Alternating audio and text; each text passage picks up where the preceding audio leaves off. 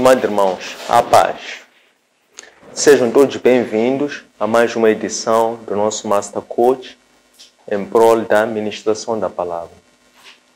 Esta rúbrica insere-se no programa de coaching espiritual que tem como intuito partilhar a maná, partilhar as codornizes, partilhar, por assim dizer, o alimento espiritual que nos dias de hoje se assemelha àquele maná que Deus advertiu ou que Deus concedeu ao seu povo durante os 40 anos, que foi o período que o povo fez a travessia do deserto, do Egito até a Terra Prometida.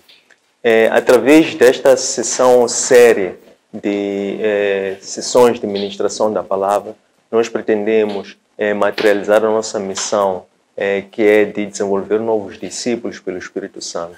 Conquanto, por via desta, pretendemos revelar às pessoas aquilo que são os eventos após o fim da humanidade, para que nós possamos, de uma forma consentânea, voluntária, podermos não só compreender as Escrituras, mas podemos também aceitá-las, permitindo com que o nosso coração seja circuncidado para que a palavra de Deus possa lá ser cimentada e assim nós possamos buscar verdadeiramente o reino de Deus e a sua justiça antes de quaisquer outras coisas. E deste modo possamos fazer o templo de habitação e de manifestação do Espírito Santo como o seu primeiro habitat e depois de seguida, em ato sucessório, através da confraternização com os outros irmãos, possamos também viver esse templo e comungar com Deus, pois Ele anseia viver ou conviver em meio de nós, em sede das comunidades pelas quais nós participamos, enquanto peregrinos embaixo deste solo. Para o dia 2, temos como tema o Ministério de Elias. Este tema, nós vamos encontrar alguns trechos que vamos repartir. Primeiro vamos ver a primeira parte no livro 1 de Reis, capítulo 17, verso 1 ao capítulo 19, verso 21. Depois vamos fazer uma pequena quebra para passar para esta secção, que é o capítulo 21 do mesmo livro, 1 de Reis, dos versos 1 até verso 29. Depois vamos mudar, folhear, passar para um outro livro, que é o livro seguinte, que é o livro 2 de Reis, e vamos aqui meditar os capítulos 1, verso 1 até 18. Tudo isto vai cobrir aquilo que correspondeu ao ministério do profeta Elias. Em termos de composição, este tema nós vamos abordá-lo em 6 partes. Primeira parte, vamos ver quando o profeta afronta ao Acabe, dando a conhecer que eles iriam viver uma grande seca. Depois, a segunda parte é quando o profeta é enviado por Deus a ter que voltar para o rei para ir anunciar que iria haver finalmente chuva, passado o período de 3 anos e meio. A terceira parte é quando o profeta de Deus, que é Elias neste caso, ele enfrenta os profetas Baal e ele derrota-os no Monte Carmelo. A quarta parte é quando Elias foge para o Deus libertador por medo da fúria da mulher de Acabe, que é Jezabel, e ele, para conservar a sua vida, foge disso e vai se esconder nas cavernas no Monte Horeb. Depois, a quinta parte é quando Elias denuncia Acabe, isto é, Elias intervém mais uma vez, enviado por Deus, para que ele fosse dar a conhecer a ira do Senhor e a sentença do Senhor pelo procedimento de Acabe, que acabara de mandar matar por intermédio da sua esposa a Naquib, para que ele se apossasse da vinha deste. E a sexta e última parte é quando Elias, também designado profeta de fogo, é quando ele mais uma vez faz descer fogo e consome 100 homens. Nesta fase era Elias que estava a afrontar já não Acabe, mas agora o seu filho que havia sucedido a Acabe, que é Acasias. Então, isto vai ser o que nós vamos tratar hoje. Antes de mergulharmos com profundidade a isto, importa recuarmos para a última aula e recordarmos o que é que nós tratamos na última aula. Na última aula nós falamos sobre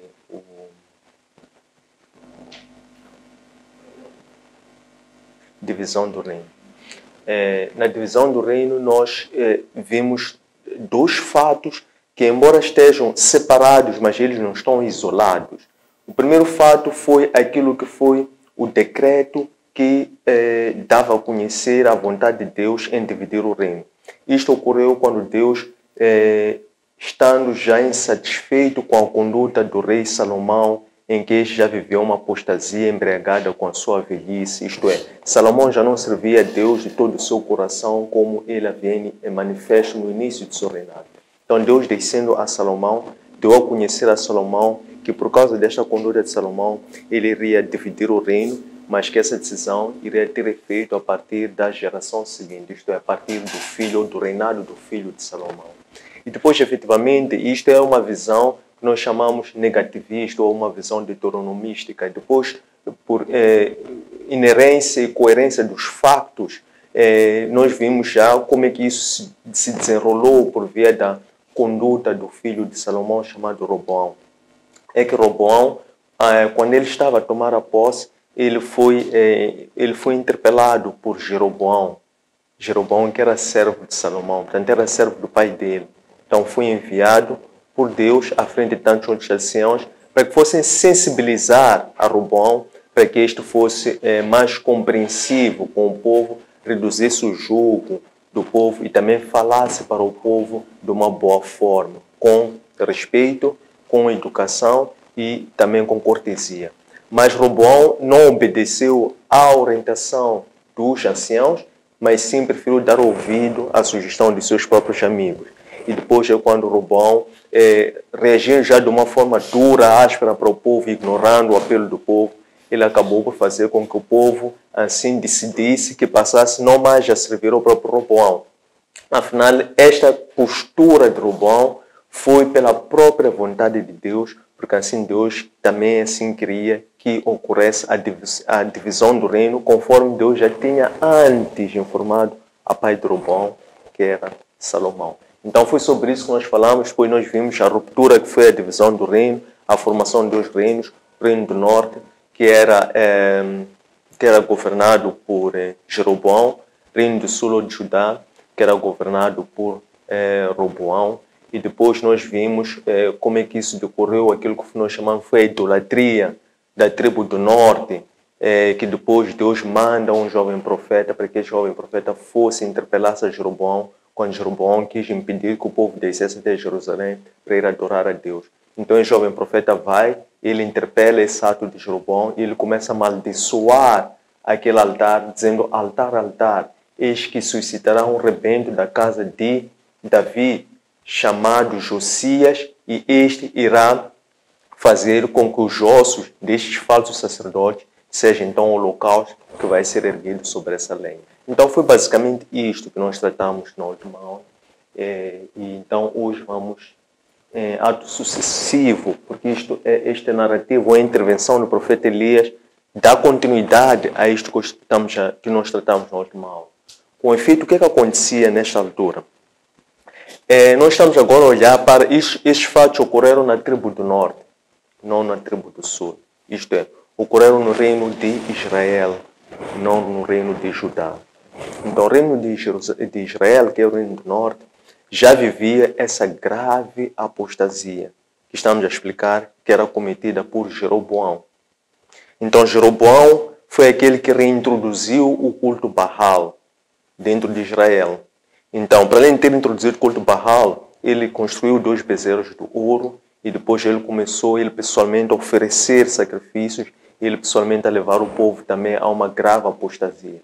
Então, é quando Deus manda essa sua sentença, como estamos aqui a dizer, informando a Jeroboão que ele iria varrer Jeroboão e toda a sua descendência, que aqueles que morressem na cidade, os cães haveriam de comer a sua carne. E aqueles que morressem no campo, as aves dos céus também haveriam de comer a sua carne. A ira de Deus era tão grande que ele queria destruir totalmente Jeroboão e toda a sua descendência. Então, quando Deus deu a conhecer isso a Jeroboão, por intermédio do jovem profeta, Jeroboão e sua casa são destruídos, depois entram outros reis. E é quando, nessa altura do profeta Elias, entra um rei chamado Acabe. E Acabe começa a reinar na tribo do norte, em Israel. Quando Acabe começa a reinar na tribo do norte, em Israel, Acabe continuou a profanar o templo, isto é, continuou a praticar a idolatria. Só que Acabe já traz uma inovação, isto é, traz mais um agravo àquilo que já se fazia antes. Isto é, ele casa com uma mulher estrangeira chamada Jezabel. Jezabel era filha de um rei sidônio. Então, esses eram idólatras.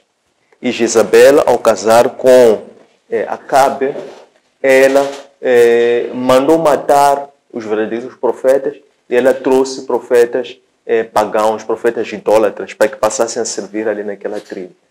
Então, isso fez com que a profanação do templo naquela altura ficasse ainda pior do que o Jeroboão havia feito. Então, Acabe é achado por essa postura, como tendo profanado o templo, tendo profanado a tribo, ainda pior do que Jeroboão. Mas porque Deus não faz as coisas isolado, enquanto isso estava acontecendo na tribo de Israel, Deus começa a preparar Elias à parte. Isso faz-nos lembrar o que aconteceu com Samuel.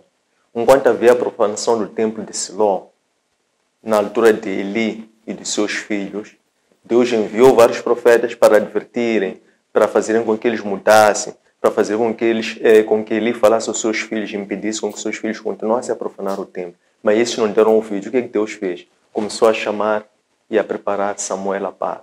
Então isto acontece aqui.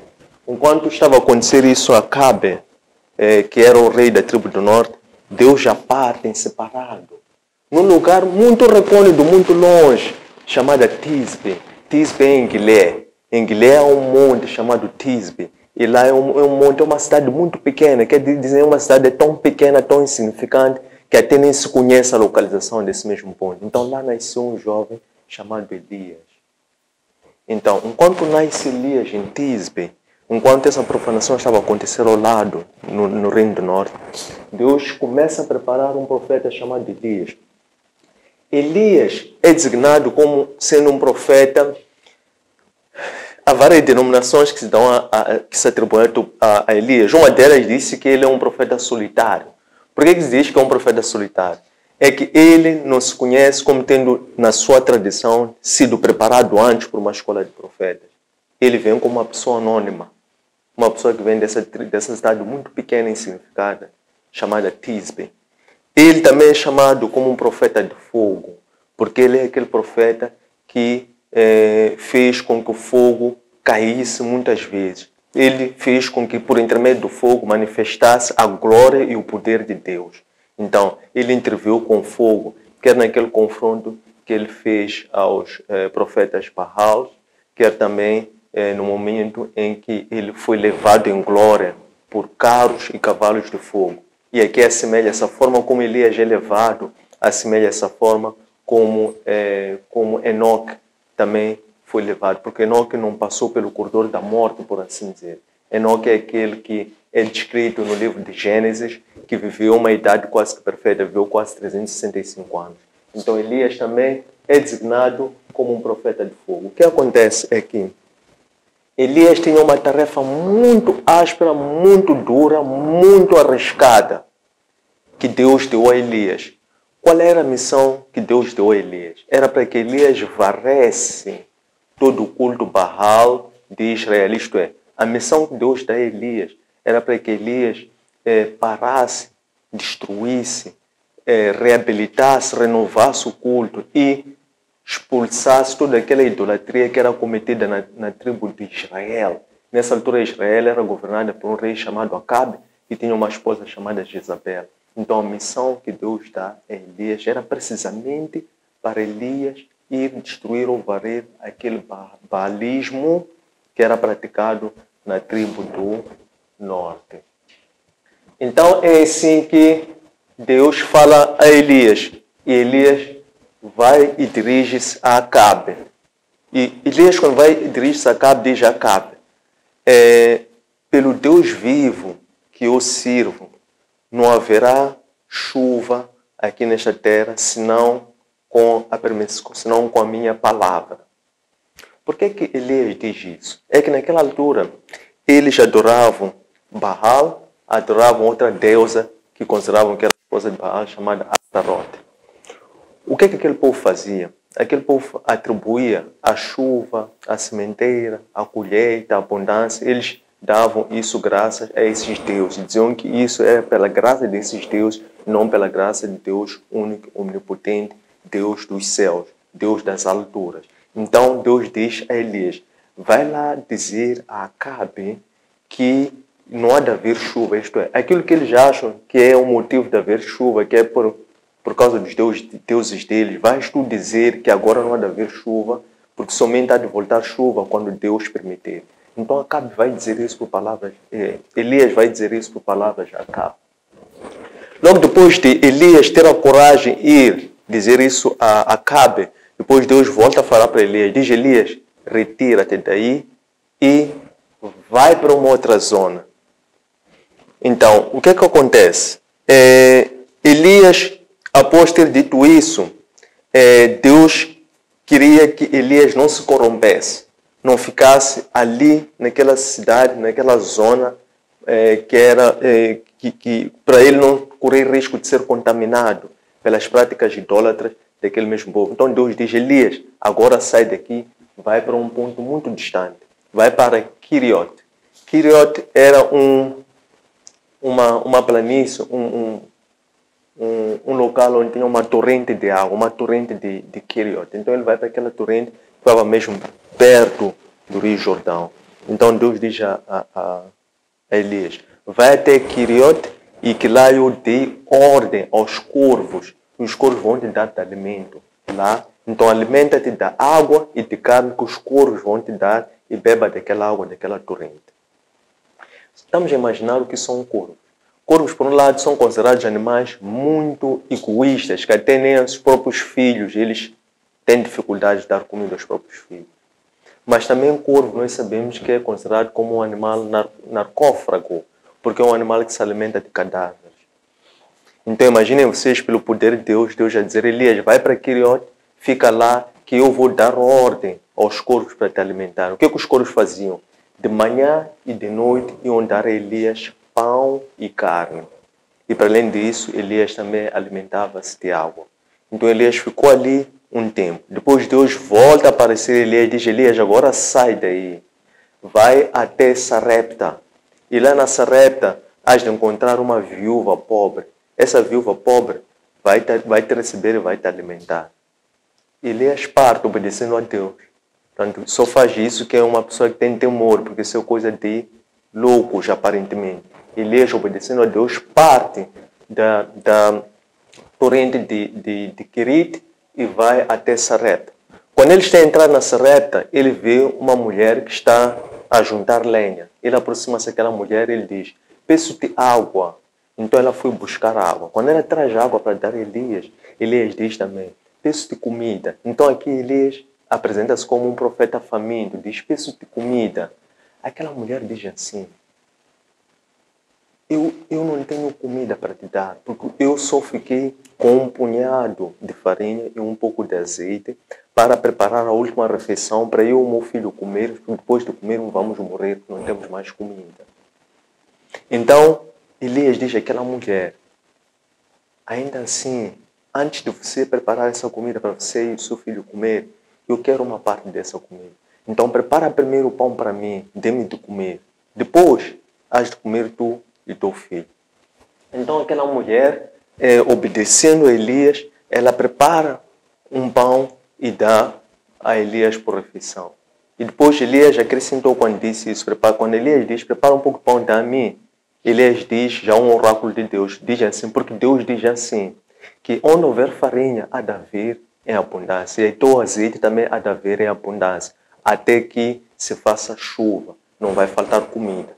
E aquela mulher acreditou nas palavras de Elias pela fé, mas era uma mulher estrangeira, nem tinha fé de Elias, mas ela obedeceu ao que Elias disse e ela serviu o alimento para Elias. Efetivamente, Elias comeu aquele alimento, depois não faltou pão, nem faltou azeite, já não faltou farinha, nem faltou azeite naquela casa. Então, pelos dias que passaram, eles continuaram a alimentar-se, a mulher, a viúva pobre, o seu filho solitário, bem como Elias estava ali como visitante. Então, eles acolheram Elias e hospedaram Elias na sua casa. Então, durante aquele tempo que eles estiveram lá, De repente, o filho daquela mulher ficou doente.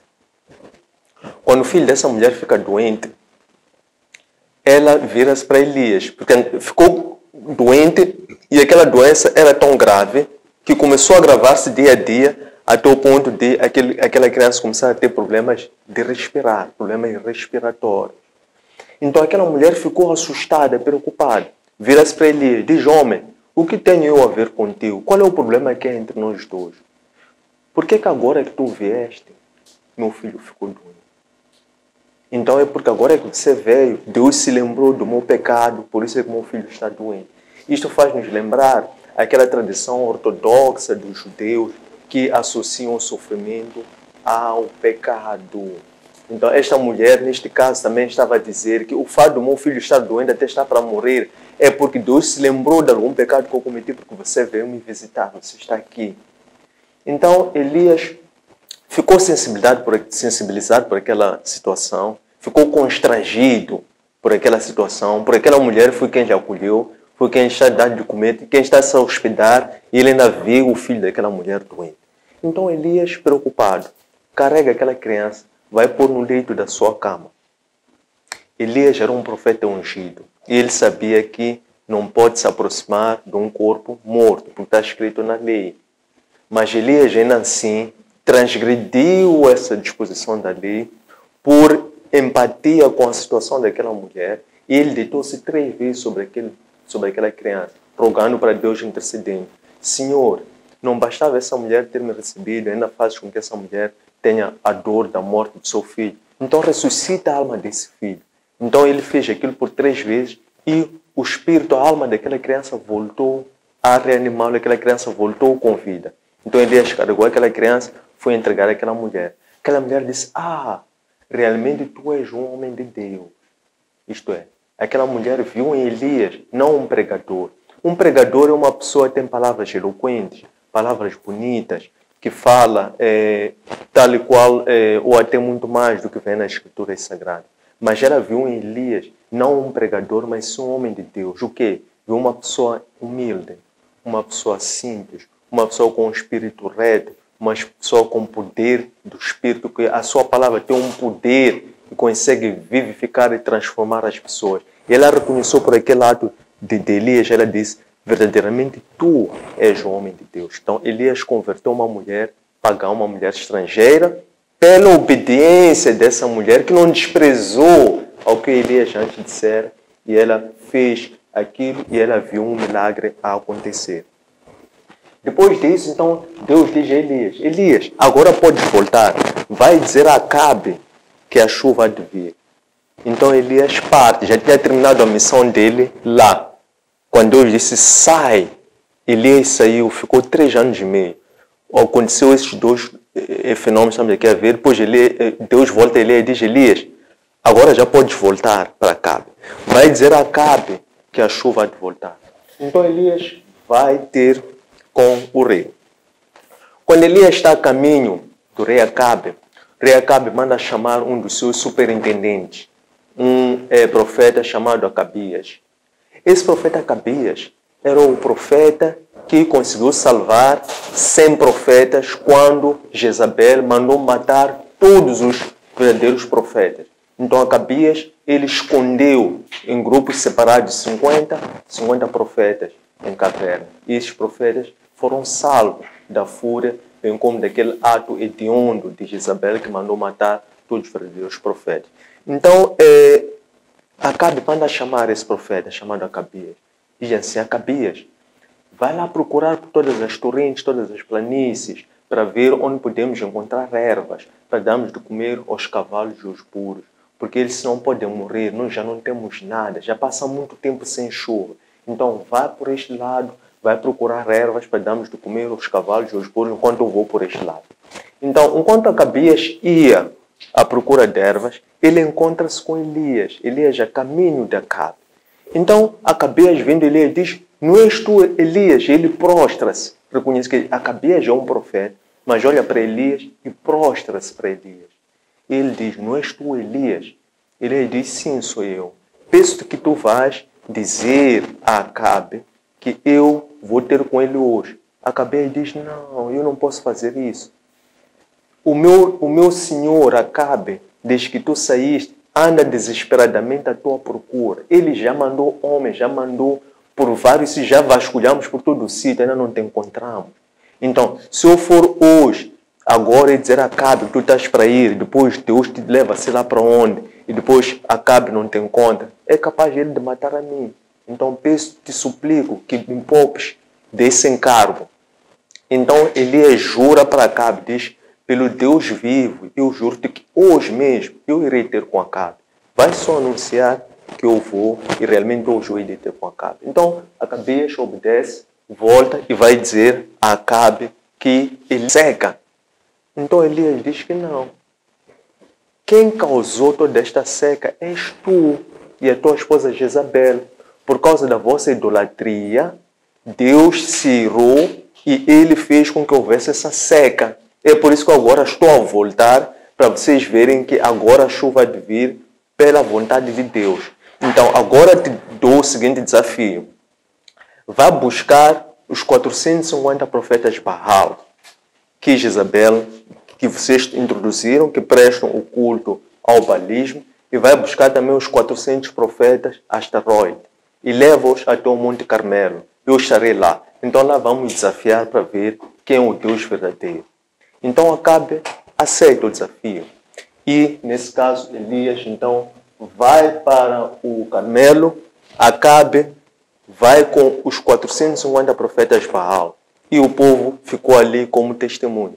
Então Elias, dirigindo-se para o povo, diz assim: até quando vocês vão andar como coxos?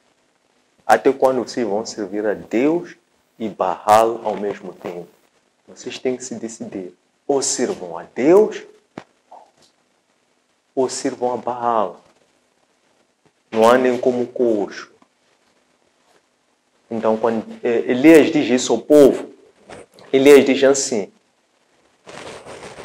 estes profetas, eles podem fazer o altar deles, o povo arranja 2 novilhos, dê um novilho aos 450 profetas Baal, dê outro novilho a mim.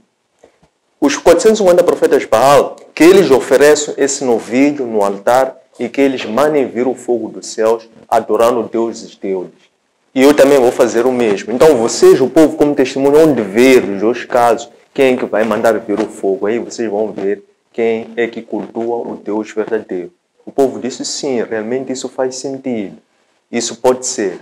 Então tudo bem. Elias disse aos 450 profetas Baal, então comecem vocês, façam vocês o primeiro rato, o primeiro rito de expiação, o primeiro rito de oferta em altar de holocausto, para que possa fazer vir como prova o fogo, para assim anunciar e pré-anunciar que vocês são deuses verdadeiros.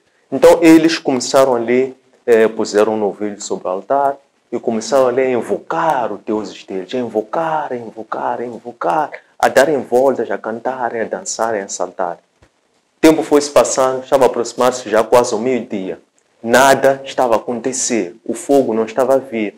Então Elias começou a fazer escárnio deles, a dizer assim: intensifiquem mais.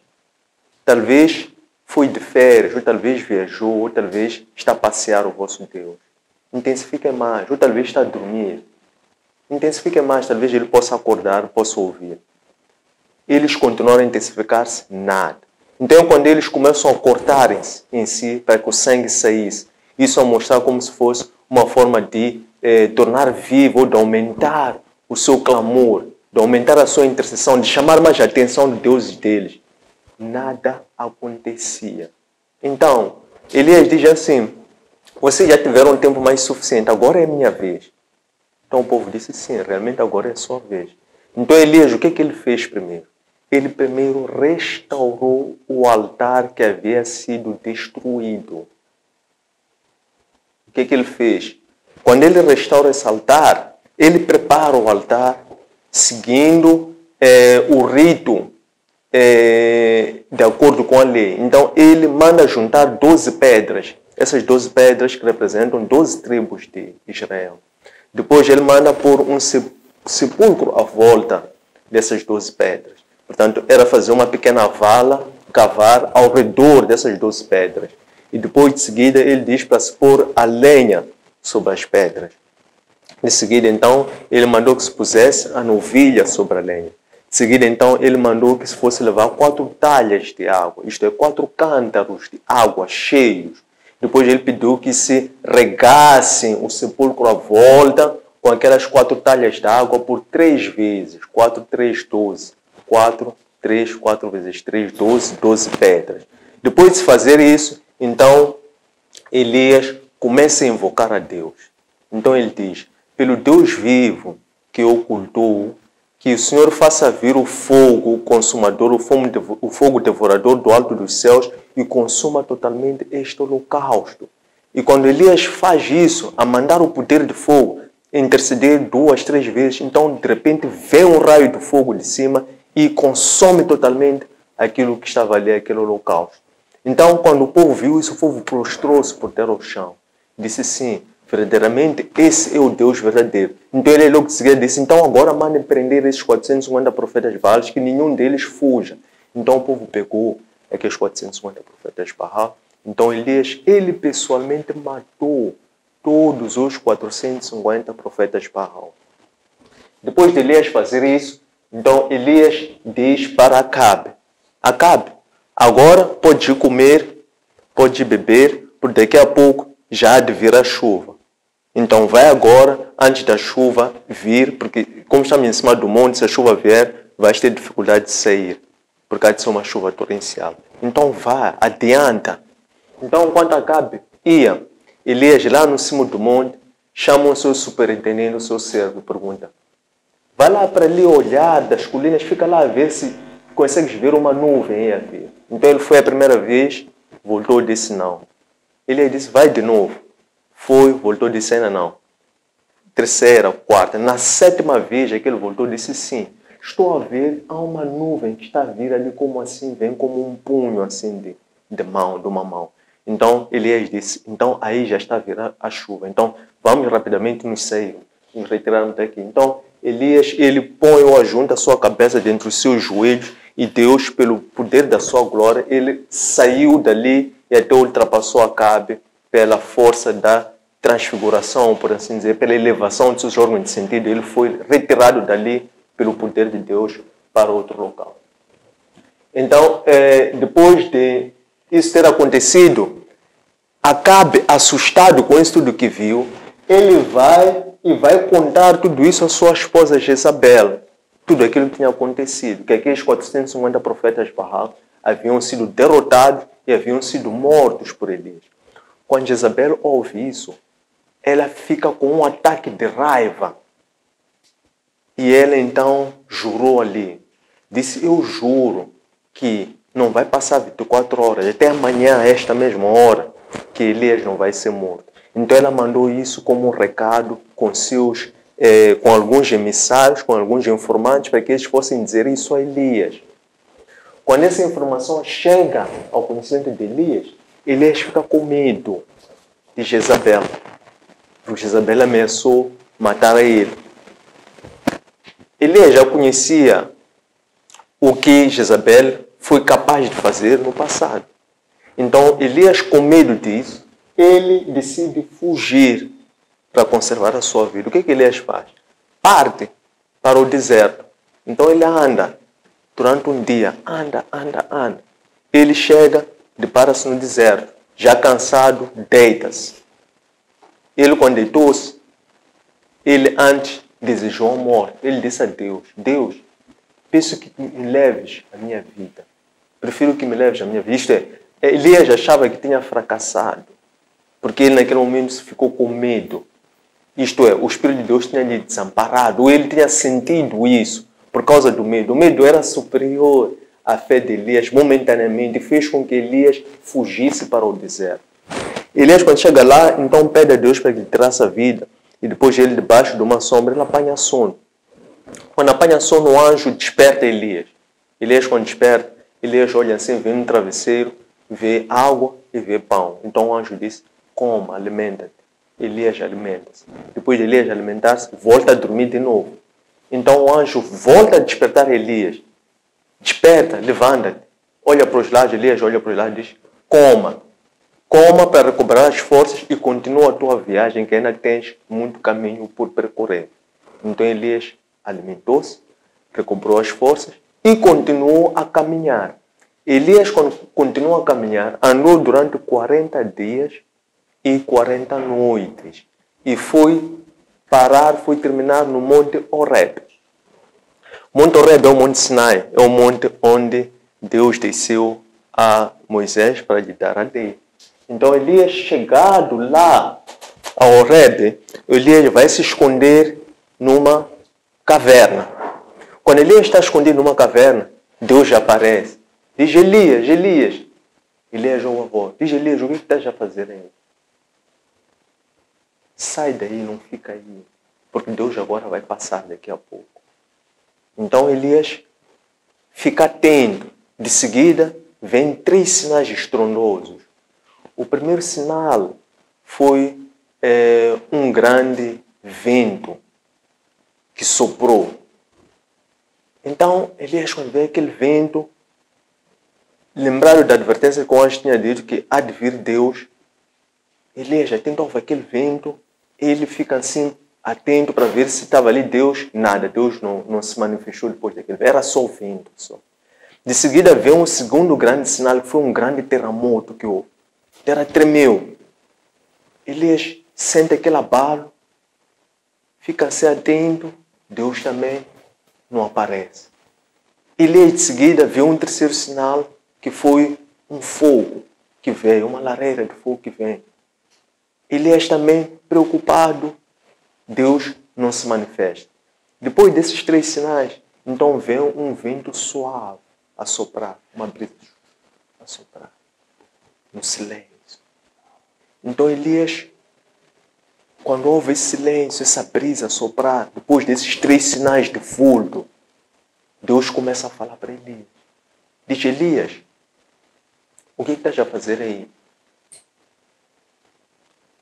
Já ficaste mais que suficiente aqui. O teu lugar não é na caverna, não é escondido. Porque Elias foi ficar na caverna, estava com medo de Jezabel. Reparem, só para verem como é que isso ocorre. Caverna faz-nos lembrar como viviam Gideão e seus habitantes naquela altura, que por causa dos filisteus, eles fugiam ficar nas cavernas, porque as cavernas eram locais mais seguros, porque eles tinham medo de serem lapidados, estavam a ser admoestados, escravizados. Então, Elias, no seu refúgio, porque o seu espírito estava com medo, o espírito de Elias estava com medo, ele foi acabar por terminar numa caverna. Deus diz, Elias, não é na caverna que tu tens que ficar. Ainda não terminou tua missão. E a tua missão nem foi um fracasso. Ainda faltam coisas que tu tens que fazer. Então, agora levanta-te, Elias. Volta por esse mesmo caminho que tu vieste do deserto. E vai cumprir 3 missões. A primeira destas, unja Hazael como rei da Síria. Segunda missão, unja Ageu como rei de Israel. Terceira missão, unja Eliseu como teu sucessor. Então, Elias recobrou força, espiritualmente falando, recobrou vida, por assim dizer, porque tinha novas missões. Então, Elias retorna por aquele caminho. Então, Elias, depois de retornar por esse caminho, ele depara-se com Eliseu. Eliseu estava a pastar gado. Elias já tira a sua capa sobre Eliseu. E depois Elias diz a Eliseu, sabes o que isso significa? Isto é, cobriu o seu manto a Eliseu. Eliseu diz assim, peço-te só para ir despedir, dar um beijo aos meus pais, para eu te seguir. Então, Elias disse que assim seja. Então, depois disso, a parte, Acabe o que faz? Acabe queria se apossar de uma vinha que estava na parte contígua do seu terreno. E essa vinha pertencia a uma outra pessoa. Então Acabe desce para aquela pessoa, chama-se Nacob, se não me engano o nome assim, o dono dessa vinha.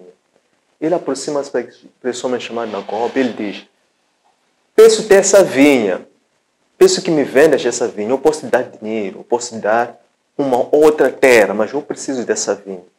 Então aquele diz, desculpa, mas infelizmente não posso te dar essa vinha, porque eu herdei do meu pai. Então Acabe não gostou da resposta desse homem. Ele volta para casa triste, como uma criança mimada.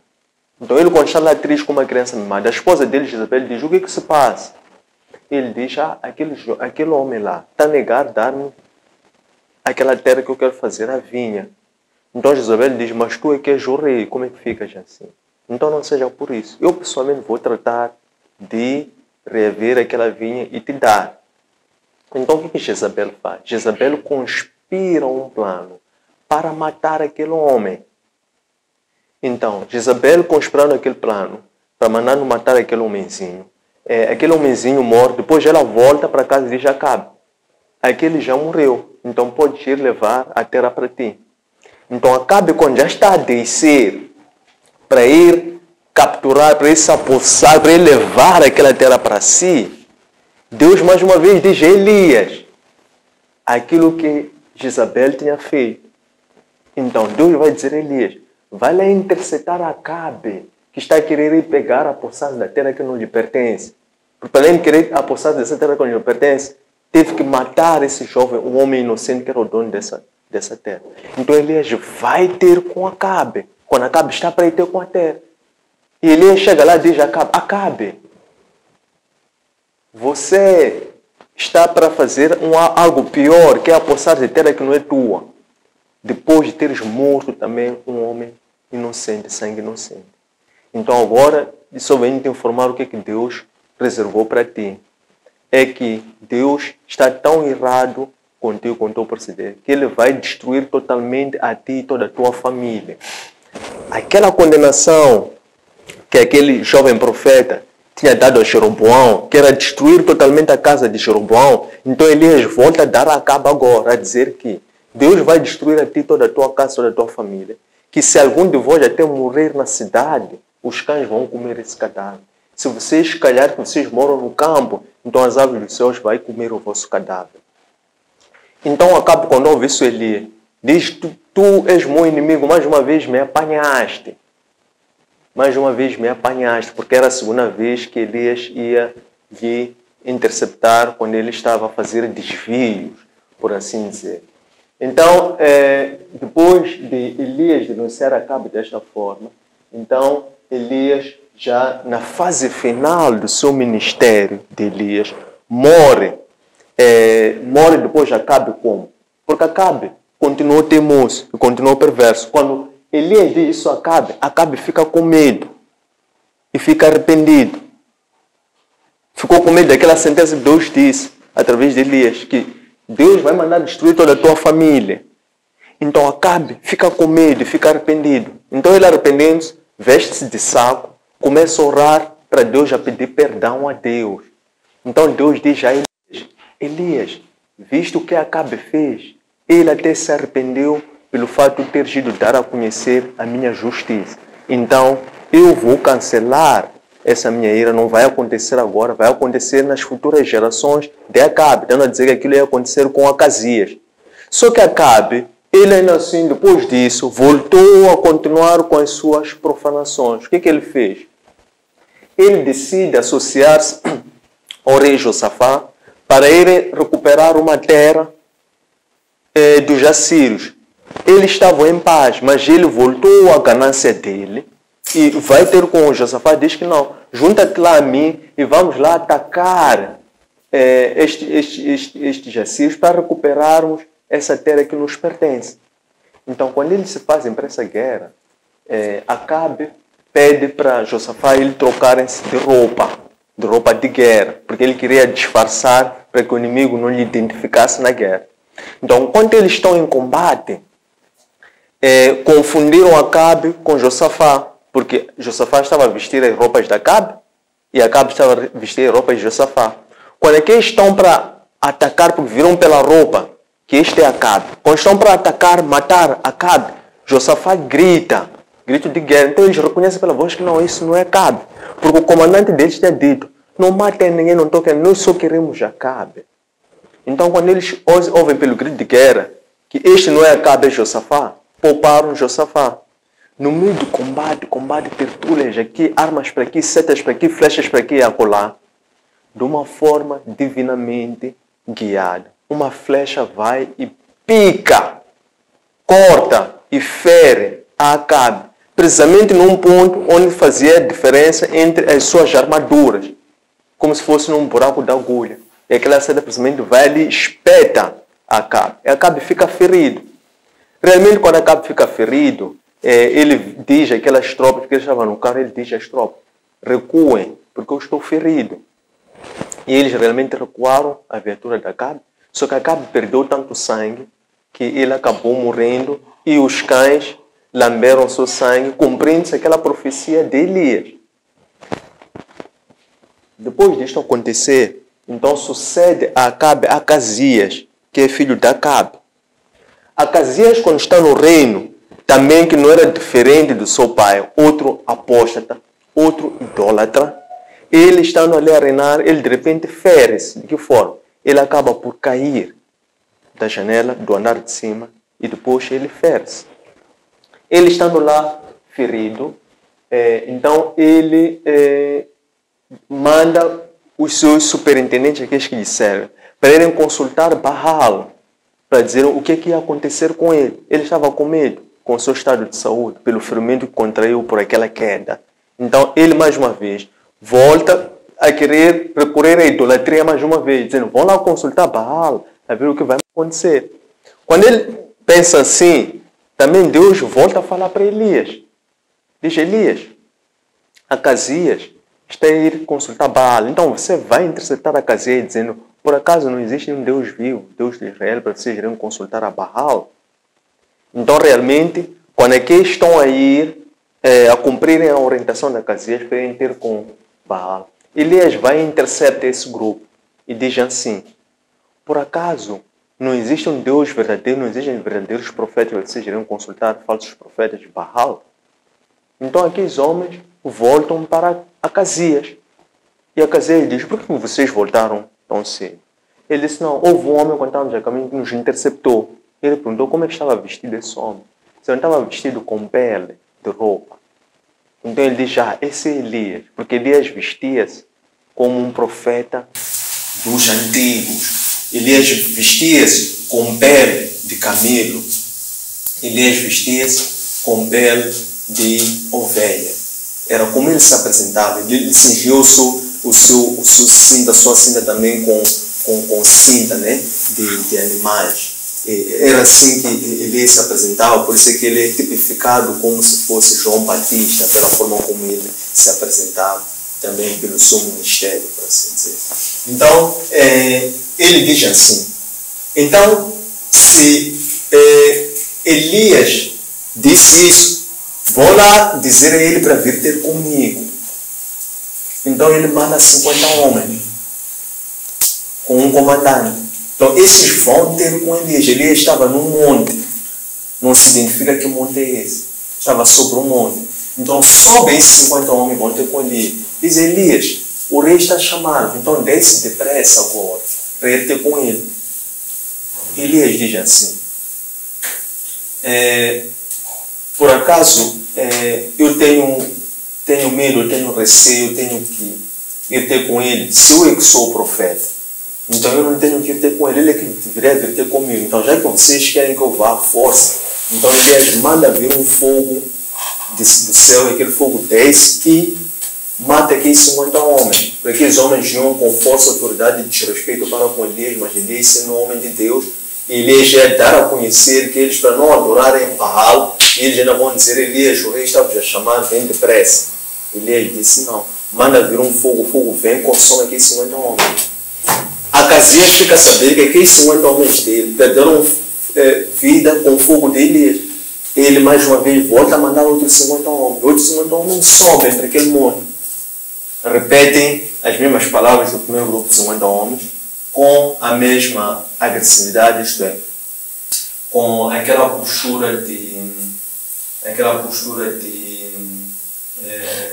como se diz? De ego, né? E voltam a dizer também Elias, Elias, Acasias, está a chamar, então desce apressadamente para ele ter. Então Elias disse que não. Vocês já querem fazer a idolatria, Baalismo. Então que desce o fogo e os consome. Então manda vir novamente fogo, consome mais alguma vez aqui 50 homens. Isso chega ao conhecimento de Acasias. Acasias volta a mandar um terceiro grupo de 50 homens. Acasias estava doente, estava mal, queria ajuda. Esse grupo, o terceiro grupo de 50 homens, quando chega a Elias, esses já consideram diferente. Eles quando chegam próximos, mostrar reverência, mostrar que estão diante de um homem de Deus, estão diante de um profeta, que é ungido e enviado por Deus, eles prostraram. Dizer, nós te pedimos, se possível, venha ter conosco para ir ter com o rei Acasias. Porque nós sabemos que as primeiras 2 vezes veio o grupo de 50 homens, tu mandaste vir o fogo. Então, que a nossa vida seja cheia da graça, porque poupa a nossa vida. Então, te pedimos somente que nos siga. Então, a voz de Deus veio para Elias e disse sim, podes descer e acompanhe esses 50 homens. Então, Elias vai com esse grupo de 50 homens, ele chega lá, em frente da casinha e diz, pelo Deus vivo, aqui é um circo. O teu pai já fazia idolatria. Você que sucede ao seu pai, também vai querer consultar Baal mais uma vez, querendo reforçar ou introduzir ou continuar a seguir os caminhos do pai.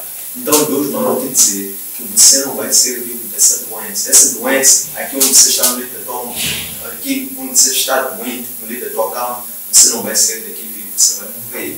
E realmente Acasias acaba mesmo por morrer ali. De seguida, são os últimos atos da vida de Elias. Elias já estava a cumprir os seus verdadeiros sinais do seu ministério. Então é assim que Elias, é aquele lado em que Elias já está a fundar as escolas de profetas, a fazer as últimas viagens para instalar escolas de profetas, as quais vão se ocupar de formar de uma forma ordinária e contínua profetas. Então, quando Eliseu começa a seguir a Elias, então Eliseu seguindo Elias, Elias diz assim, agora tu já não pode ir mais, fica aqui à minha espera que eu vou me aproximar mais de Deus, depois eu volto. Então Eliseu disse, não, eu não vou te distanciar nem sequer um sentimento, onde tu for, eu também vou. Então Elias diz a Eliseu, então pede uma coisa. Eliseu diz, eu te peço a porção dobrada da unção que tu tens. Então Eliseu disse, isso eu não posso te dar, isso somente Deus é que pode te dar. Mas uma coisa eu te garanto, se tu ficares atento a mim a todo momento, aí Deus pode confirmar a tua unção. Então realmente, de repente, vem um carro de fogo, com cavalos de fogo, leva este profeta desta forma, tal como também foi arrebatado Enoque. E assim, como nós vimos no testemunho da transfiguração de Cristo, que está batendo no livro de Mateus, capítulo 17, versículos 1 até 3, foi lá que Cristo, quando estava com seus 3 profetas, seus 3 discípulos mais próximos, Cristo chama Pedro, chama Tiago, chama João, depois de ele ter dito antes a todos esses seus discípulos que ele já queria se entregar às autoridades judaicas, porque era chegado o tempo e ele tinha que partir para cumprir toda a sua missão.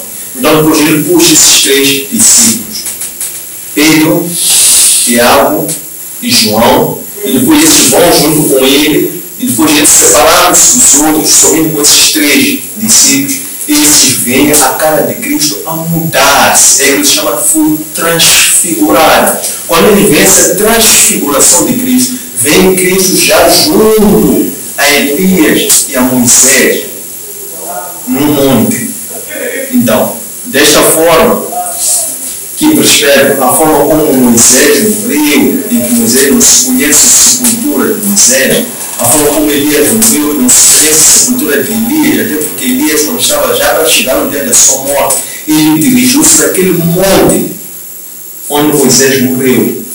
Chama-se Monte Naboca. Então, ele chegando naquele monte Naboca, ele quis se juntar ao seu companheiro Moisés, para que por eles os dois aguardassem a chegada do maior dos dois que ainda iria vir, que era Cristo, através dessa experiência de transfiguração, que foi somente para testificar que Cristo veio para levar à perfeição que era a lei, que eram os profetas. Antes da resposta, então abre-se um momento para interação. Deixem ficar os vossos comentários, questões, sugestões, críticas e dúvidas para podermos cimentar esta conversa. Então, muito obrigado. A paz, irmãos. Obrigado. Tenho mais duas questões. A primeira é: Deus deixa cair novamente a chuva. Será que o rei tinha se convertido do seu caminho pecaminoso? A primeira. A segunda: quando os profetas do rei foram mortos, ele não fez nada a Elias? Essa é a segunda. Obrigado. Boa noite. Boa noite. Obrigada pela palavra de hoje. Eu tenho aqui algumas questões. Tenho algumas dúvidas em relação também a algumas. E creio que o coach sempre vai me ajudar, se possível, a reformular ou a formular as questões. Bom, a primeira pergunta tem a ver com o medo que o profeta Elias teve da rainha Jezabel. Porque durante as nossas aulas de ministração da palavra, falamos de alguns profetas, de alguns escolhidos de Deus, e eu notei que em várias aulas, por exceção, acho eu, do profeta Samuel, né? Que os filhos dele, à luz do profeta Elias também, não conseguiram cumprir a sua missão. Muitos também dos escolhidos de Deus tiveram tropeços.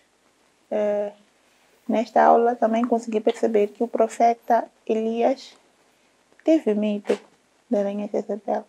A minha questão é a seguinte: por que os escolhidos de Deus, em vários momentos de sua vida, têm algum tropeço ou perdem a sua fé?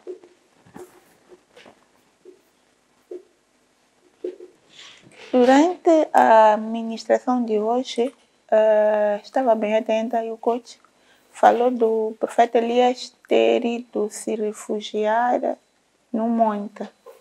E foi lá onde teve uma experiência de ter ouvido a voz de Deus. E Deus deu-lhe 3 missões, se não estou enganada. Porém, se não estou em erro, não trago aqui a minha Bíblia e não consigo aceder à Bíblia online. O profeta Elias ungiu ao Eliseu, mas não conseguiu cumprir uma das missões que foi dada por Deus, que foi dado por Deus. Não sei se estou enganada. Acho que uma das missões era do Ageu, acho que é isso.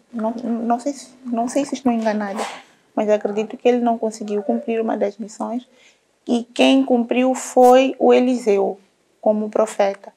Por que o profeta Elias, mesmo tendo recebido essa missão da voz de Deus, não conseguiu cumprir a missão? A última pergunta tem mesmo a ver com o que a rainha Jezabel fez para o dono do terreno, acho que chama-se Naguib. Bom, o Naguib negou de dar as suas terras ao rei Acabe e por isso a rainha Jezabel intentou e ele morreu apedrejado pela população. Bom, depois de morrer apedrejado, os cães lamberam o seu sangue. Ou o sangue do Naguib serviu de alimento para os cães.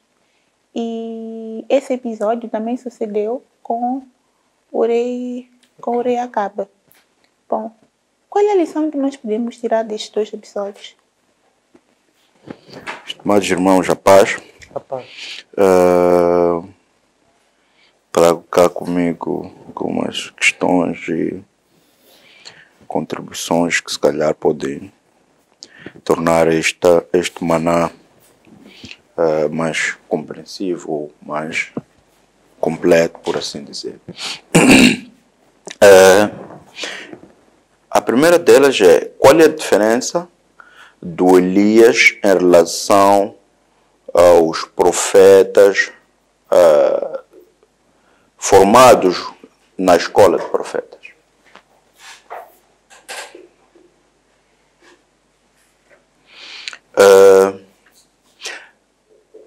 É uma questão assim, não sei como defini-la, tem dentro dela várias questões. A primeira delas é: na época de Elias existiam profetas por vocação e por formação? Esta é a primeira questão. A segunda, que vai continuar: se sim, como é que ainda continua nos dias de hoje? Se sim, se é que nos tempos lá existia por formação e por vocação. Queria saber se nos dias de hoje ainda continua estes dois tipos de profetas, e como ou quem forma os profetas na escola de profetas. Como são formados os profetas e quem forma os profetas na escola dos profetas. Essa é a última, para completar. Sim.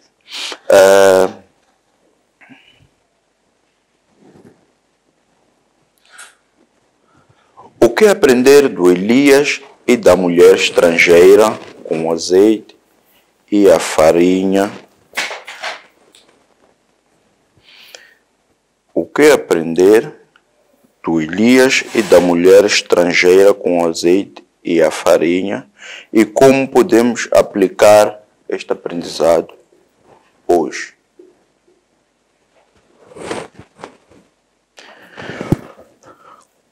Qual é a guerra que Deus enfrentava ou travava por intermédio de Elias com os 450 profetas Baal? Porque Deus permitiu que Elias sentisse medo e o guiou por 40 dias e 40 noites até o monte Horeb. Aqui tem duas... 40 dias, 40 noites é um número também conhecido já na era de Cristo. Monte Horeb já é conhecido no Velho Testamento. Queria saber porque aqui.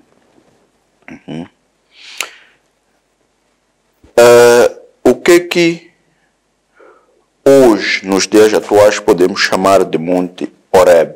Ou nesta nossa época da graça, o que é Monte Horeb? Qual é o mistério ou plano de Deus ao preparar Elias como profeta? Qual é o papel do Elias como posso dizer que na reunificação do templo, mas a forma certa seria no início dessa reunificação, porque ele, de certeza, já tinha tendência de demolir ou demolir espiritualmente os deuses Baal e os falsos profetas. Eu gostaria de saber qual é o papel deste na reunificação do templo. Dizemos restauração. Sim, na restauração do templo. Como é que hoje Deus usa os seus no combate a deuses pagãos? Como é que hoje Deus usa os seus no combate a deuses pagãos? Hoje, quem persegue os verdadeiros adoradores com vista a extingui-los? Para fechar, queria saber qual é o papel ou o trabalho que Elias desenvolveu no resgate do mundo do pecado original ou do pecado.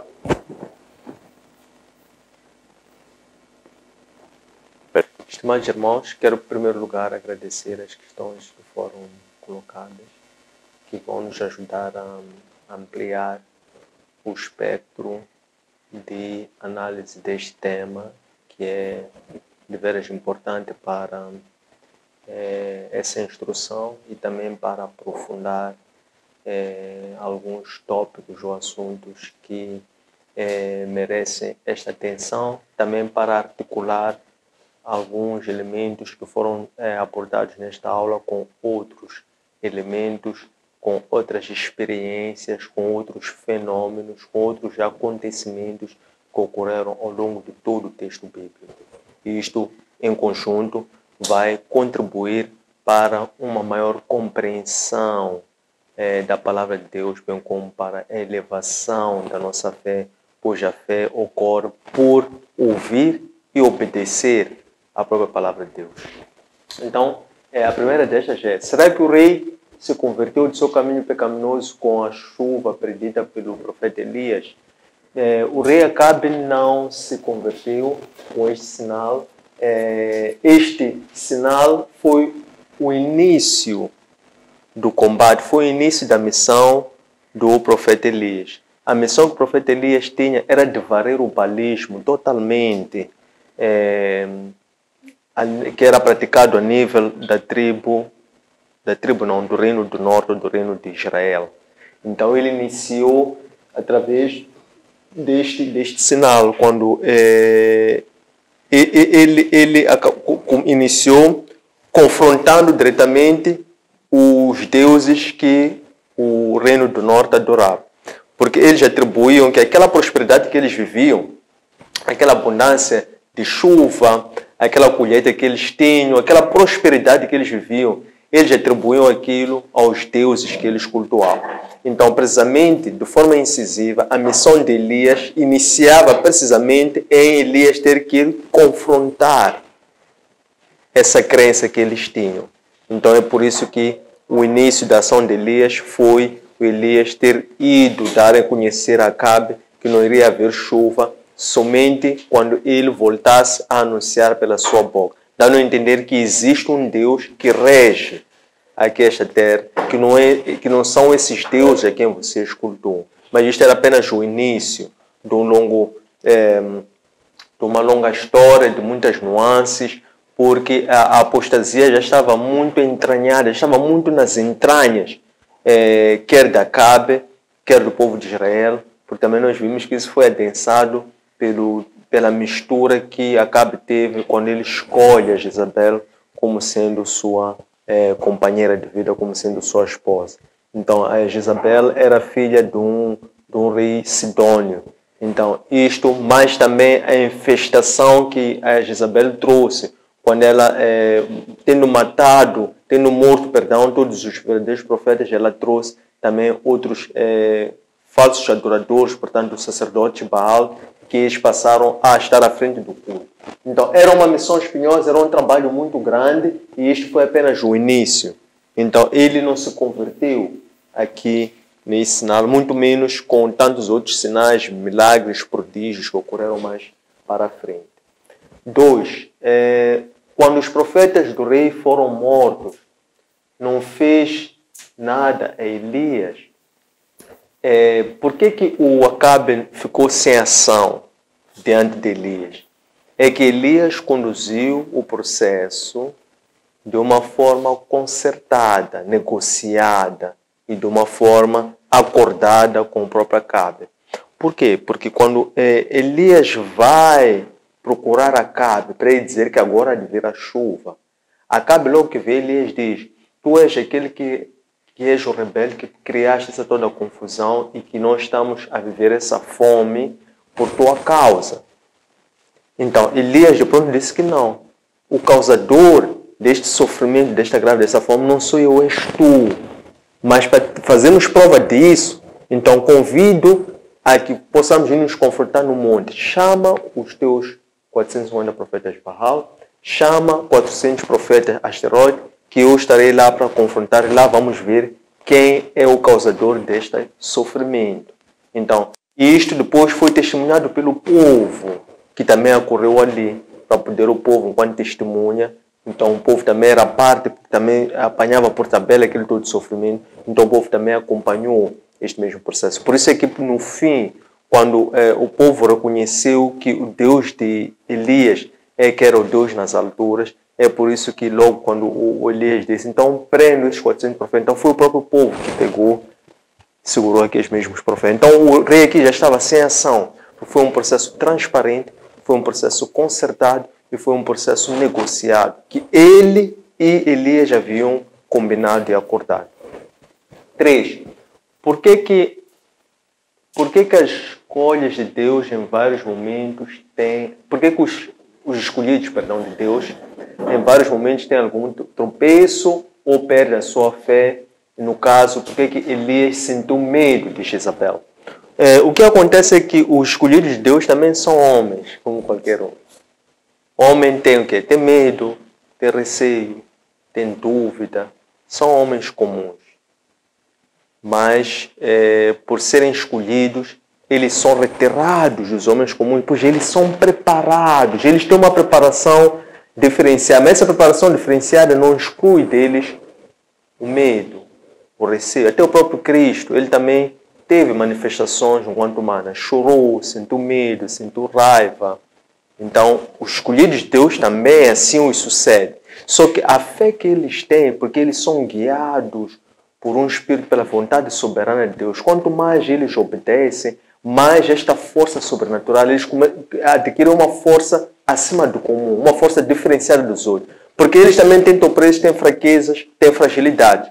Mas, diferentemente do homem comum, eles, quando estão diante dessas fragilidades, eles são momentos que eles mais buscam a proteção de Deus. Ao passo que o homem comum, quando se sente enfraquecido, a tendência dele é se afastar, é blasfemar, é murmurar a Deus. Mas os ungidos não. Quanto mais fragilizados eles estão, então mais eles se aproximam de Deus, porque eles já estão a reconhecer a sua incapacidade. Então eles são revestidos por essa humildade de reconhecerem que eles são guiados pela graça de Deus. Então é aí que começa a atuar Deus, porque Deus começa a atuar no limite da fé do escolhido. Então, como o escolhido vive pela fé, então é onde termina a fé dele, é onde ali Deus começa a atuar, porque eles confiam tão somente em Deus. É diferente de uma pessoa comum, que ele acha que a força da sua mão, da sua cabeça é suficiente e que é o que justifica o seu sucesso, por assim dizer, ou a sua vida. Então, isso é o que ocorre. A questão do medo tem a ver porque são humanos também. 4. Por que o profeta Elias, mesmo tendo recebido como missão ungir Ageu, não conseguiu fazer?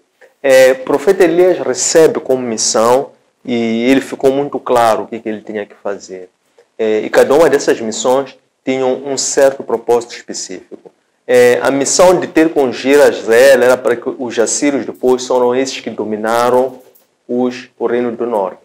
A missão de ungir Ageu é porque Ageu foi aquele rei que veio a restaurar o culto, a melhorar o padrão do reinado de Israel. E depois também o caso do Eliseu é que Eliseu iria ser aquele que iria lhe suceder, iria dar continuidade ao trabalho que ele tinha iniciado de restauração ou de expulsar totalmente o baalismo da tribo de Israel. Então, inicia com Eliseu, com Elias, Eliseu então completa.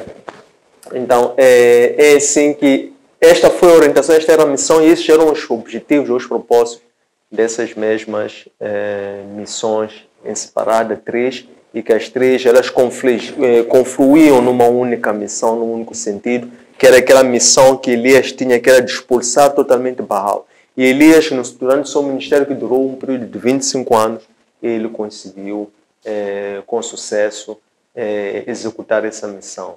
É assim que ele depois unge a Eliseu, mas antes de ungir a Eliseu, ele preparou a Eliseu preparou Eliseu através deste treino que Eliseu teve nesta passagem que nós descrevemos, tem a ver com a forma como Elias é levado com o carro de fogo. Então, aquela preparação que Eliseu teve, quando Elias transmite-lhes palavras muito chaves, a primeira que ele disse é obediência. A segunda que ele transmitiu a Eliseu era que Eliseu ficasse muito atento. E a terceira era que Eliseu foi vendo como é que Elias operava os seus milagres e prodígios. É por isso que quando a capa de Elias cai, então essa capa antes, Elias já tinha lançado o seu manto sobre Eliseu. E Elias disse, tu sabes o que isso significa? E Eliseu de pronto disse, deixa-me só ir despedir os meus pais que eu vou seguir-te. E assim foi, portanto, Elias partiu em glória, da forma como partiu, com carro de fogo, tal como foi Enoque, porque Elias tinha cumprido na íntegra e tinha repassado este trabalho, bem como esta unção, bem como também essa ordenação, para que Eliseu pudesse completar esta obra. A quinta questão, qual é a lição que podemos retirar dos episódios da morte violenta e dos casos de Nabote e de Acabe? Esses casos, nós podemos dizer, são casos, talvez, da aplicação criteriosa da lei. Por um lado, eram profecias, eram cumprimento de profecias. Para o caso de Acabe, foi o cumprimento de uma profecia que Elias tinha dado. Para o caso de Nabote, a forma violenta como Nabote foi morto também faz cumprir uma disposição da lei. Portanto, da mesma forma que Acabe feriu com espada, matou com espada, tirou a vida a Nabote com espada, também igualmente ele foi retirado a vida à espada. Isto é, o que queremos dizer com isso? É a questão do olho por olho, dente por dente. Então, da mesma forma que Acabe foi morto e depois o seu cadáver foi consumido por sangue, o seu sangue foi lambido por cães, também o mesmo havia sucedido por consequência da forma como ele também tirou a vida a um sangue inocente, por assim dizer, e a forma como isso ocorreu. Então, este tem a ver mais com a justiça de Deus, tem mais a ver com a questão da lei, do cumprimento da lei. Número 6. Qual é a diferença do Elias em relação aos profetas formados na escola de profetas? Elias é descrito como sendo um profeta solitário, na medida em que ele vem de uma cidade inexpressiva e ele não vem de uma escola de profetas, nem também se conhece que ele tenha tido relação próxima com uma pessoa influente. Então, era um profeta solitário no verdadeiro sentido. Portanto, é uma pessoa que vem do nada, emerge do nada, assim. Não tem referência. Elias não tem referência nenhuma. Nenhuma referência. Então, essa aqui é a grande diferença em Elias em relação aos profetas formados na escola de profetas. A escola de profetas tem referências. Primeiro é a própria escola, depois são os mestres que lá encontram. Mas já são referências. Dizem, este vem daquela escola, este foi formado por fulano. Elias não. É por isso que a melhor denominação que podemos fazer para diferenciar é que Elias é também designado profeta solitário. Número 7. Na época de Elias existiam profetas por vocação e por formação. Sim, por vocação é o caso de Elias. Por formação já existiam escolas de profetas, porque as escolas de profetas foram inauguradas por Samuel, como nós sabemos, o profeta Samuel. Porque ele ergue escolas de profetas nas suas operações que ele fazia, quer em Betel, quer em Siquém, quer em Mispa, quer em Dan. Eram esses 4 pontos que Samuel fazia os seus raids e que Samuel, então, iniciou dessa forma com a escola de profetas, que era uma formação contínua ordinária de profetas desde essa altura de Samuel até estas épocas. O que podemos aprender do Elias e da mulher estrangeira sobre o azeite e a farinha e como podemos aplicar nos dias de hoje? Nos 2 casos, temos a questão da fé, temos a questão da obediência. E depois, porque o que acontece?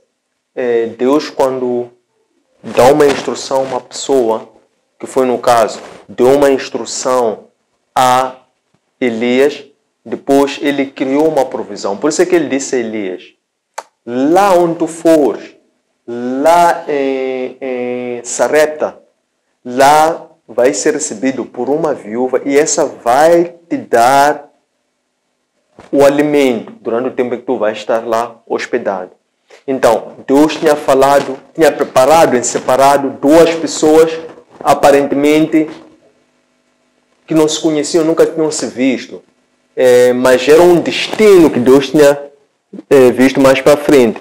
Então, esse destino ocorreu quando cada um em particular conseguiu cumprir ou assumir a sua missão pela fé. Então, houve a fé que foi operada do lado do Elias, porque Elias creu naquela instrução que Deus fez e depois Elias obedeceu, fazendo.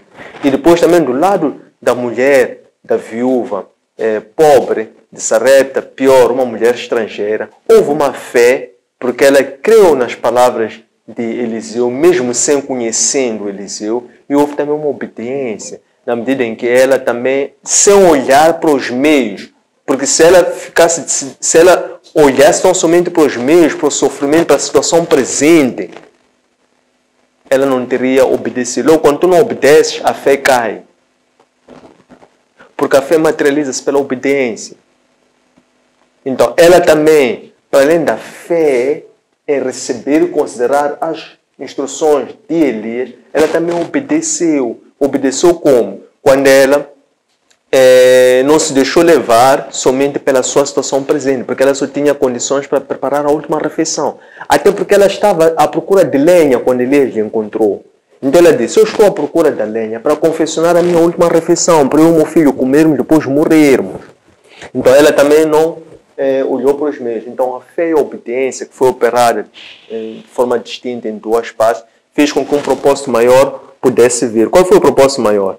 É que Deus tinha dado uma palavra a Elias, que Elias disse àquela mulher, Elias disse, não vai faltar farinha, não vai faltar azeite.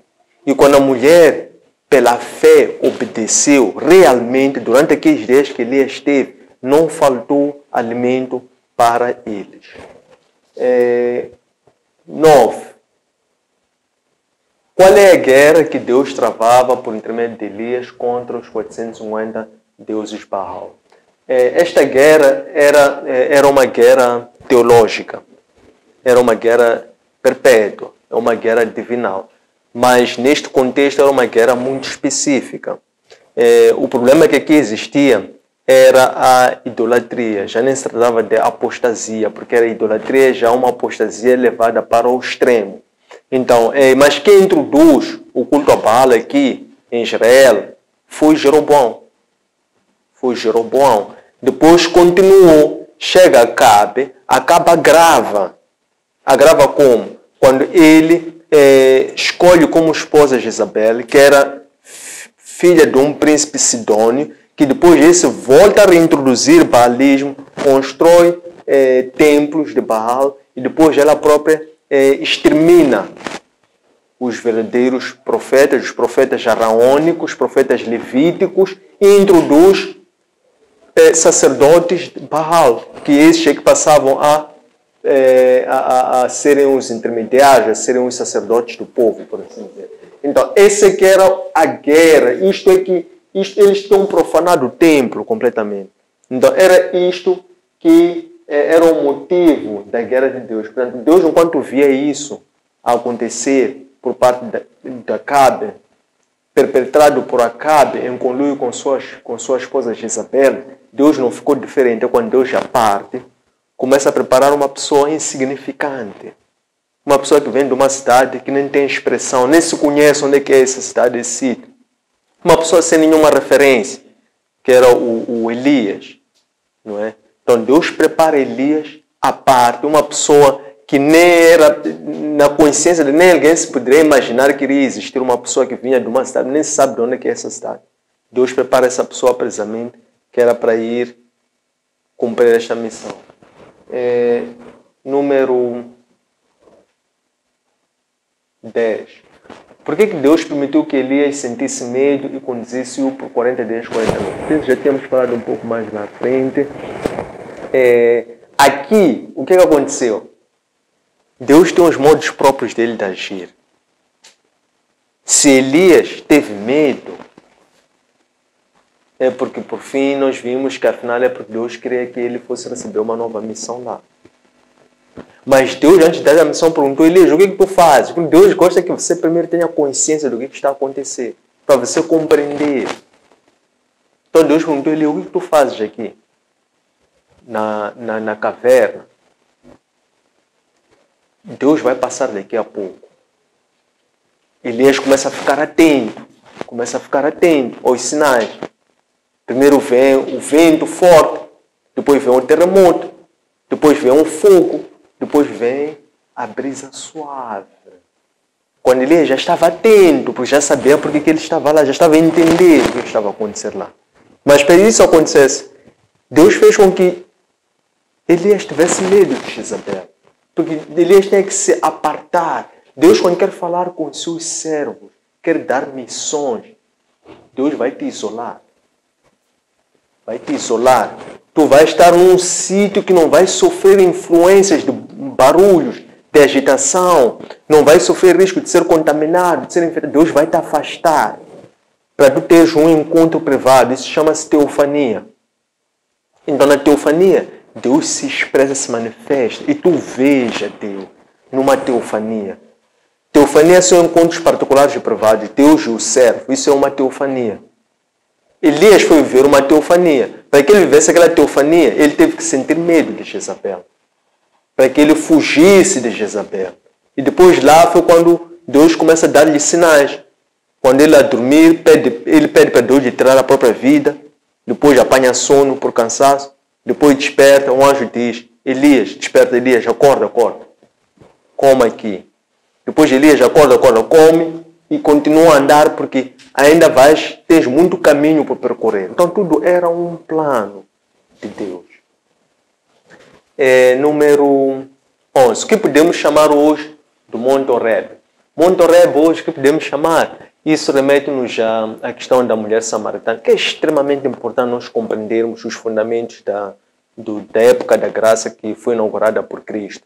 E um dos sinais destes que são interessantes é mesmo o episódio da conversão da mulher samaritana.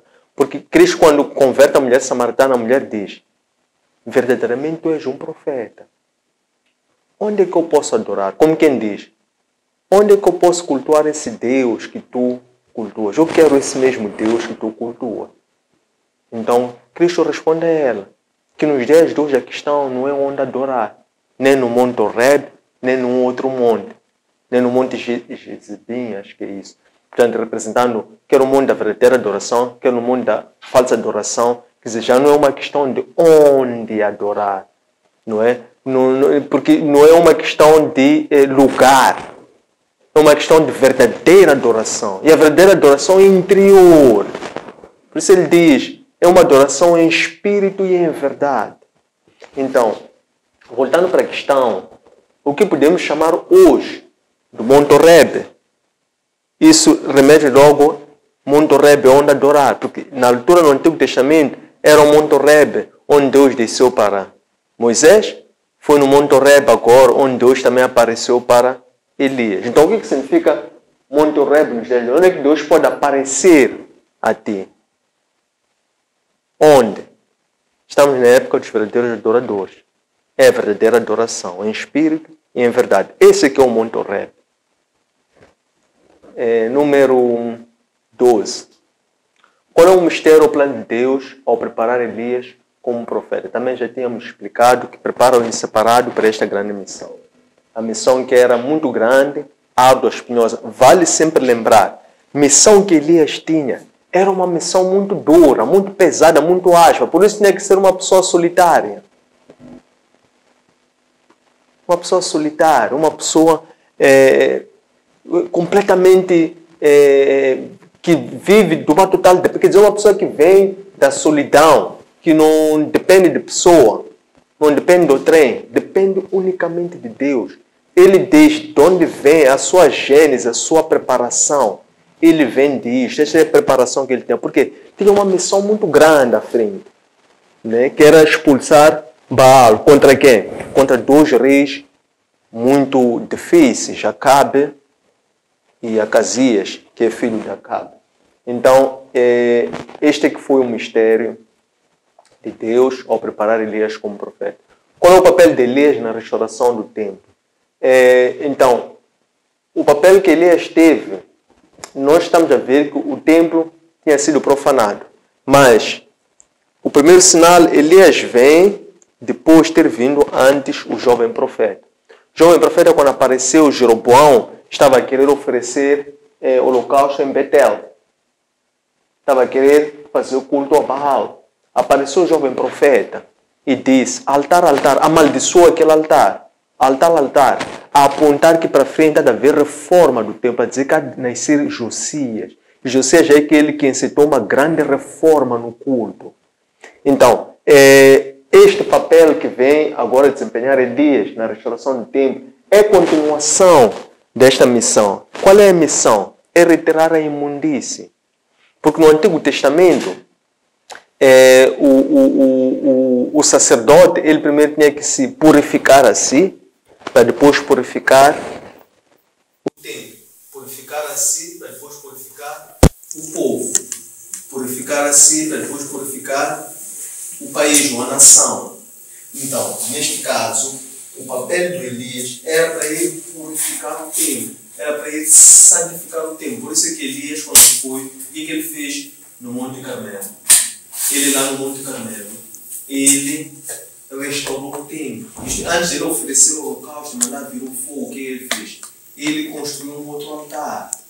E se construiu um outro altar, respeitando as regras e a lei do culto, para que ali pudesse o Senhor se manifestar. Então, quando ele fez um altar com aquelas características, 12 pedras, sepulcro ao redor, 4 cântaros de água, que foram passados por 3 vezes. E depois ele então invoca o Senhor, depois o Senhor, a resposta, manda vir o holocausto.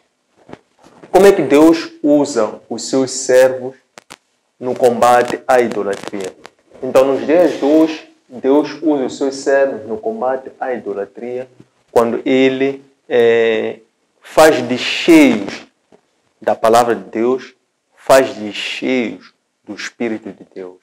Então, os seus servos cheios da palavra, cheios do Espírito, esses vão conseguir transformar outras pessoas, isto é, vão conseguir pelo Espírito que lhes transporta. Há um Espírito que vai à frente deles, porque o servo de Deus, ele não está só.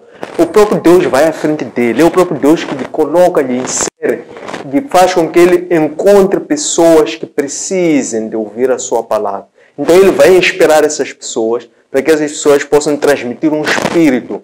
Não sejam só pregadores que falam só palavras bonitas, mas sejam pessoas que sejam como Elias, pessoas humildes, simples e que tenham o poder da palavra, que é o poder do Espírito que está por detrás daquilo que eles dizem. Vão falar as coisas certas, no momento certo, na hora certa, para aquela pessoa que precisamente precisa ouvir aquilo que o servo traz. Porque o servo é um porta-voz de Deus. O servo não fala as coisas da sua cabeça.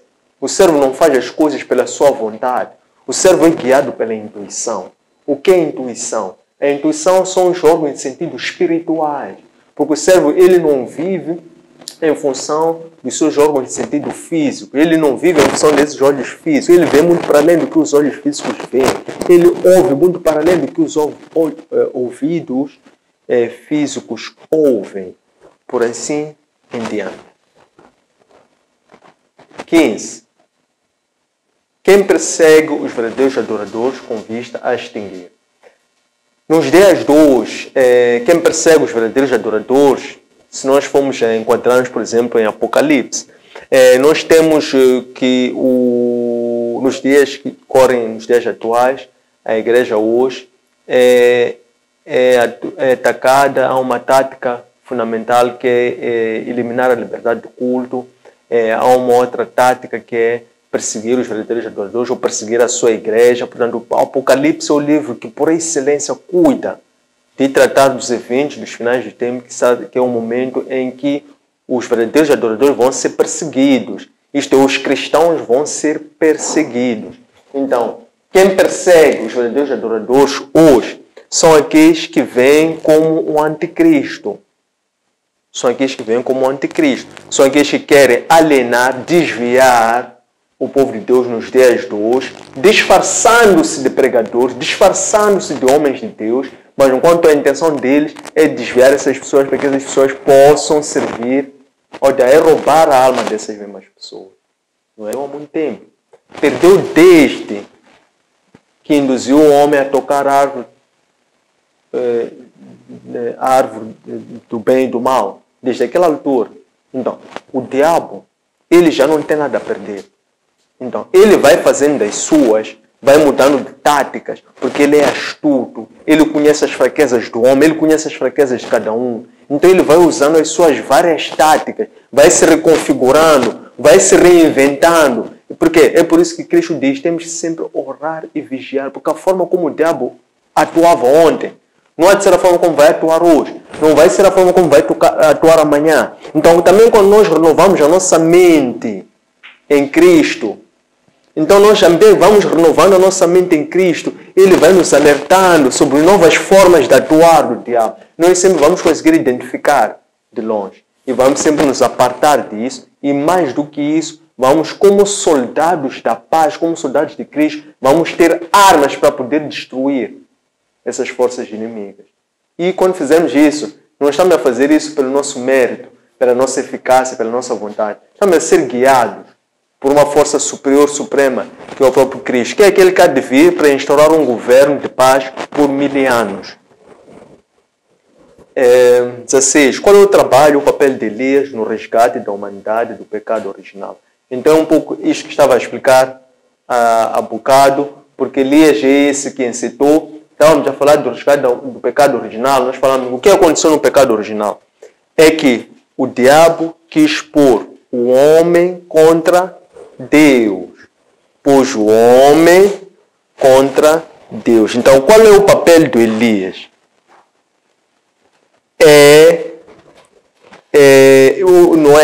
Foi. O papel de Elias foi, na altura, convencer o homem da sua atrocidade e convencer que o homem precisa de Deus. Porque se o homem naquela altura entendia que aquela prosperidade, aquela vida, aquele alimento, aquela terra, aquela chuva que tinha, era graças aos deuses Baals que eles serviam. Então Elias ia para provar que não era por causa daqueles deuses idólatras que eles tinham, que existia um Deus verdadeiro.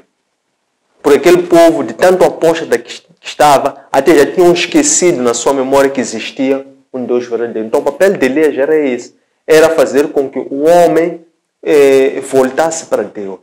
Porque no pecado original, a tática do diabo foi pôr o homem contra o próprio Deus. Então, a pergunta número 17 e última. Por que apareceu Elias e Moisés na transfiguração de Jesus? Muito bem. Então, aqui estamos a falar do livro de Mateus, Evangelho segundo Mateus, capítulo 17. O que é que nós dizemos? Nós dizemos que Cristo veio para levar tudo à plenitude. Isto é, Cristo não veio para contrariar. Cristo não veio para rejeitar. Cristo não veio para negar aquilo que era a disposição do Antigo Testamento. Qual era a condição para a salvação no Antigo Testamento? Era a lei e a circuncisão. Então, no Antigo Testamento, foi eficaz a lei e a circuncisão para a salvação da humanidade até a vinda de Cristo. Quando Cristo vem, introduz uma nova ordem, que é a era da graça. Então, a condição para a salvação mudou, alterou. Por quê? Porque Cristo veio aperfeiçoar aquela condição anterior. Qual era a condição anterior?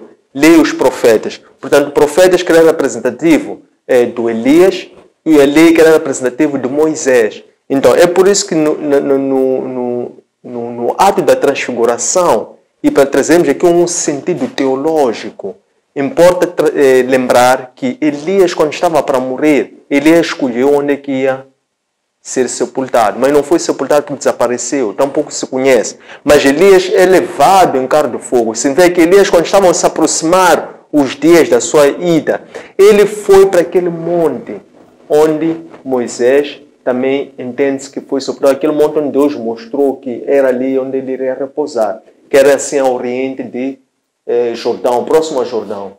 Então, Elias chegando lá, ele queria que se juntasse o seu concidadão, o seu companheiro, que era Moisés, para que depois os dois ficassem a aguardar a vinda do maior do que eles os dois, que era Cristo. Então, quando Cristo vem realmente para aperfeiçoar ou levar à plenitude, para mostrar que o sacerdócio de Cristo, o Cristo enquanto profeta dos profetas, que ele era maior do que Elias, era maior do que Moisés. Então é por isso que Cristo vem para levar à plenitude a lei e os profetas. Tendo chegado a este ponto, queremos agradecer a vossa presença, o vosso acompanhamento, bem como o interesse que tem demonstrado por esta matéria. Queremos agradecer por isso e deixar ficar os locais onde podem encontrar este material e todos os outros materiais também da mesma rúbrica. Podem consultar a nossa página Facebook, Antônio Sende_Oficial, nosso canal YouTube, Antônio Sende_LDA, no nosso aplicativo Elo App. Um abraço de luz e até breve.